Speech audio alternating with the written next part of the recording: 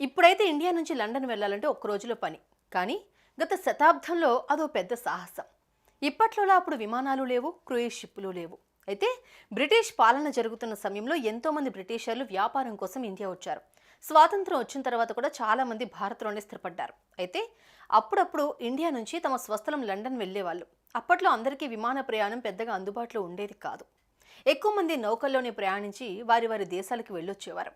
ఈ సమయంలో ఓ ట్రావెల్స్ సంస్థ ఇండియా నుంచి లండన్కు బస్సు సౌకర్యం ఏర్పాటు చేస్తుంది. ఆ విశేషాలు ఒకసారి గుర్తు చేసుకుందాం.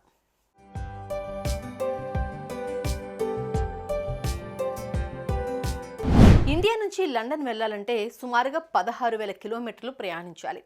ఇప్పుడైతే ఫ్లైట్ సర్వీసులు ఇబ్బడి ముబ్బడిగా ఉన్నాయి, కానీ ఓ 75 ఏళ్ల కిందట అంత పరిస్థితి లేదు. ఇటు ఇండియన్స్ కావచ్చు, అటు యూకే నుంచి ఇండియా వచ్చి స్థిరపడే విదేశీయులు కావచ్చు, ఎప్పుడైనా లండన్ వెళ్లాల్సి వస్తే ఏ షిప్పుల్లోనూ ఎక్కి అటు ఇటుగా ఓ నెల రోజుల పాటు ప్రయాణం చేసి లండన్ చేరుకునేవారు. మళ్ళీ అదే షిప్పుల్లో తిరిగి ఇండియాకు వచ్చేవారు. ఒకసారి ఇక్కడి నుంచి అక్కడికి వెళ్ళి రావాలి అంటే ప్రయాణానికి 2 నెలలు పట్టేది. షిప్పుల్లో ప్రయాణం చేయాల్సి వచ్చేది.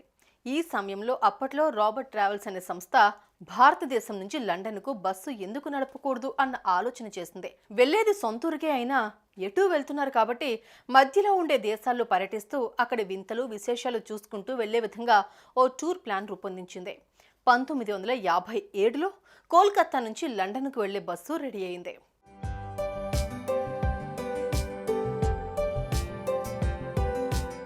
కోల్కతా నుంచి కదిలే ఈ బస్సు వాయువ్య భారతదేశం మీదుగా బెల్జియం, యుగోస్లేవియా దేశాల గుండా ప్రయాణించి యునైటెడ్ కింగ్డమ్ రాజధాని లండన్కు చేరేందుకు 50 రోజులు పడుతుంది. ఇంత సుదీర్ఘమైన ప్రయాణం కాబట్టి రాబర్ట్ ట్రావెల్స్ వారు బస్సులోని ఓ చిన్న వంటగది ఏర్పాటు చేశారు. ప్రయాణికులు రాత్రిపూట పడుకునే విధంగా సీట్లను ఏర్పాటు చేశారు. వినోదం కోసం టేప్ రికార్డ్ సౌకర్యాన్ని సిద్ధం చేశారు. ఈ బస్సుకు ఇండియా మ్యాన్ అనే పేరు పెట్టారు. కేవలం డ్రైవర్, కండక్టర్ కాకుండా 20 మంది ప్రయాణికులకు మాత్రమే బస్సులో సీట్లుండేవి. టికెట్ ధర బస్సు ప్రారంభ సమయంలో 85 పౌండ్లు, అంటే మన రూపాయల్లో 9,000 రూపాయలన్నమాట. ఆ తర్వాత ఈ టికెట్ ధర కొద్దిగా పెరుగుతూ 145 పౌండ్లకు చేరుకుంది. ఈ టికెట్లోనే టిఫిన్, భోజనం అన్నీ సమకూర్చేవారు. ఎక్కువ దూరం రోడ్డు మార్గంలో ప్రయాణించే ఈ బస్సు కొన్ని ప్రాంతాల్లో నౌకల ద్వారా కొంత దూరం ప్రయాణించేది.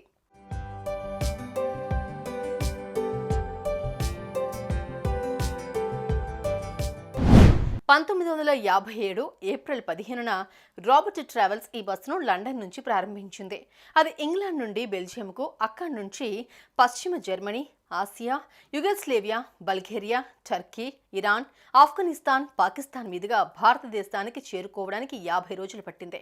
భారతదేశంలోకి ప్రవేశించిన తర్వాత అది న్యూఢిల్లీ, ఆగ్రా, అలహాబాద్, బనారస్ మీదుగా కోల్కతా చేరుకోవడానికి ఓ 3 రోజులు టైం తీసుకుంది.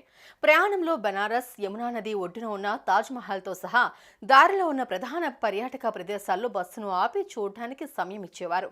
టెహ్రాన్, సాల్జ్బర్గ్, కాబూల్, ఇస్తాంబుల్, వ్యాన్హా వంటి నగరాల్లో షాపింగ్ చేయడానికి కూడా సమయం ఇచ్చేవారు.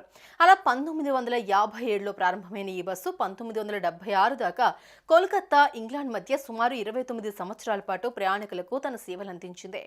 ఇరాన్లో అంతర్యుద్ధం చెలరేగడం, మరోవైపు పాకిస్తాన్, భారతదేశం మధ్య ఉద్రిక్తతలు పెరగడంతో పాటు ఇండియా టు లండన్ ప్రత్యేక రవాణా మార్గాలు పెరగడంతో ఈ చారిత్రాత్మక బస్సు సర్వీసును ఆపేశారు.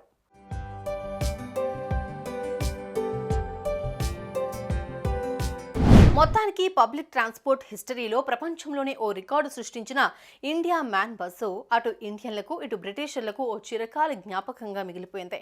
మొత్తానికి రవాణా రంగంలో ఓ చరిత్రకు బాటలు వేసింది. సుమన్ టీవీలో మీ పర్సనల్ అండ్ బిజినెస్ ప్రమోషన్స్ కోసం కింది నెంబర్కి కాంటాక్ట్ చేయండి.